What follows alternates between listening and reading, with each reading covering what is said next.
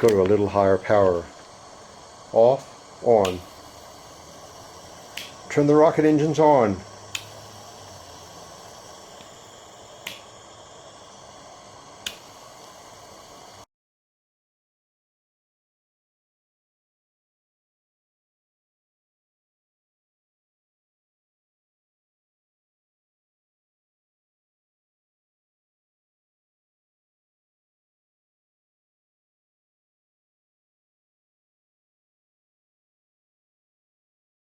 There are some unusual physics I would like to show you today.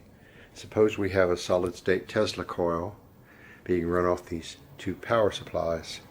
And we take a wire from the top of the Tesla-coil and carry it down to this aluminium plate, put wireless power, and it makes this light bulb light up wirelessly. Next, we're going to take a wire coil and place it on top of that aluminium plate to get a Lenz interaction to make some current. And we're going to control whether current goes through that wire coil or not with a little flip switch, which is just short-circuited. And we're going to see how much power changes when I flip the switch. So this is with the coil off. That's with the coil on. Coil off. Coil on. Very small effect. You can't see any change in the light either. Coil off. Coil on. Now let's see what happens when this coil is attached to ground. The next thing we will do is study this wire coil with a flip switch, except now instead of just short-circuiting the flip switch, we're going to connect it to a variac and an isolation transformer, which are attached to ground. Everything is turned off here. There's no power, everything's turned off, except the switch is now able to access electrons from the ground, and we're going to turn the switch on and off. Now we see a change in the intensity of the light. On, off, on, off. As we turn the coil on, a lot of the power gets drained to ground. Off, on. We get 12 watts going to ground. Huge increase of current. Thus wireless power can easily be drained to ground, and that's not good if you want to make wireless power. However, if you want to create a big Lenz interaction using wireless power, this is the way to do it. Off, on.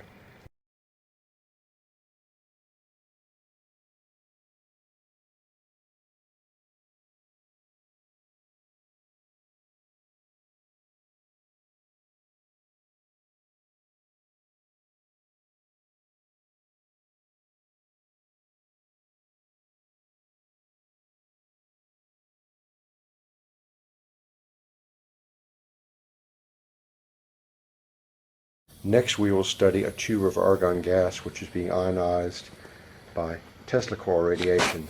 We've placed a wire coil around it, and we'll try to get an induced Lenz effect from all the AC magnetic fields coming off that wire, which is ionizing the argon. Now, with the flip switch short-circuited, we see no effect basically on the argon gas. Now when the same coil is attached to a flip switch, which goes to a grounded appliance, watch what happens. When we turn on the wire coil, we get quite a Lenz effect in the argon gas. I've measured this on a multimeter, and you go from about 10 milliamps in the coil to 63 milliamps at frequency 520 kilohertz.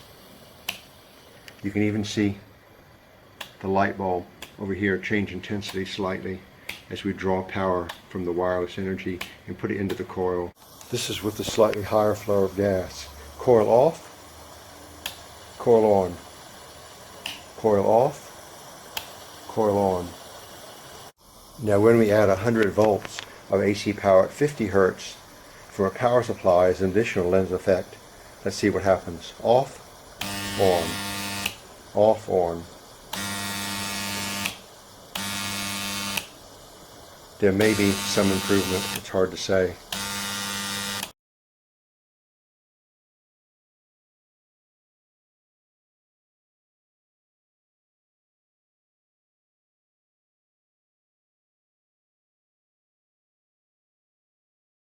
Next, we have placed an aluminium plate also connected to Tesla-coil radiation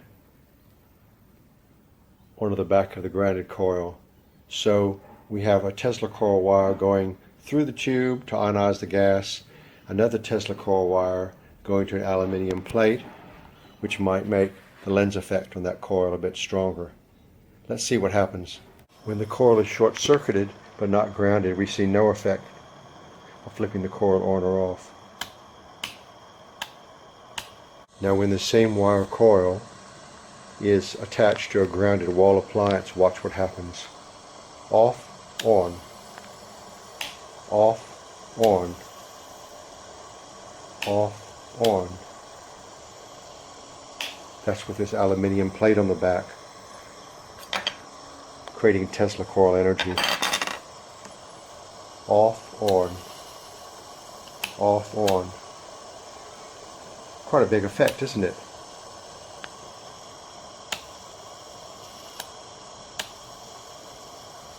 Look at the change of power when we flip the coil on.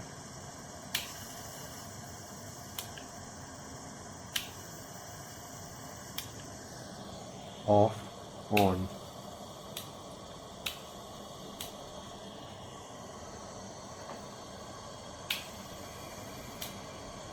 So, that's very interesting. It might be a very big Lenz effect, and we'll have to explore it further. Could we use this for an ion drive in space travel? Maybe, maybe not. It's worthwhile exploring further.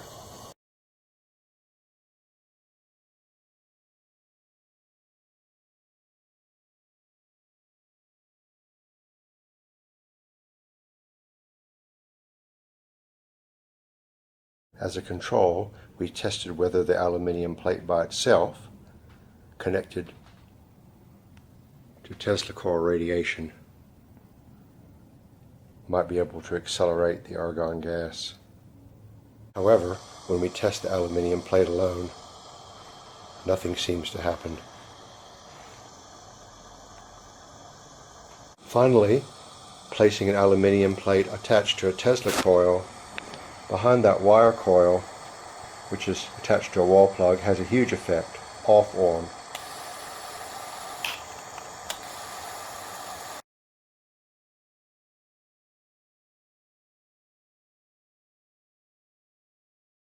Let's go to a little higher power. Off, on. Turn the rocket engines on.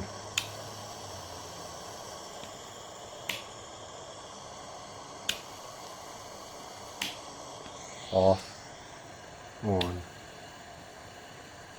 off, on, off, on. So we've learned quite a lot today. We've got a Lenz effect from Tesla-coil energy, as you can see right here. It's made a lot bigger by placing this aluminium plate behind the Tesla coil, and that activates this wire coil with more Lenz energy, and we get quite a strong effect. Best wishes to you all. Hard work to the stars.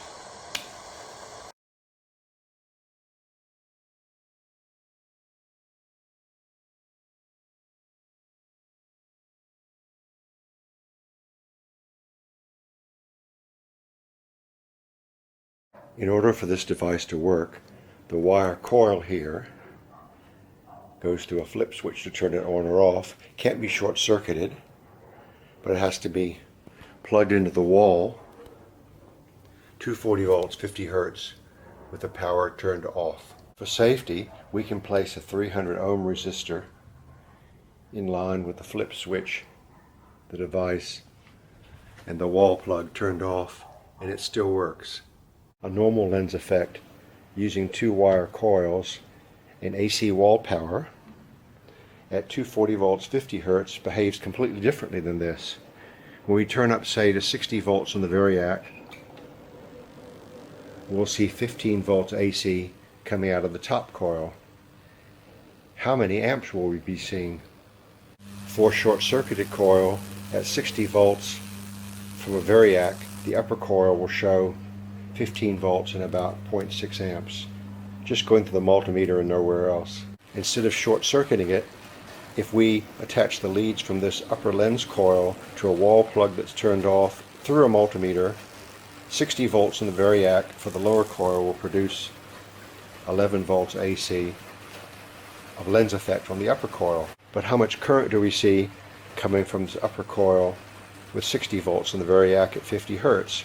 We only see about 7 milliamps. So it's totally different doing lens repulsion at 50 Hertz from a variac versus 520 kilohertz from a Tesla-coil.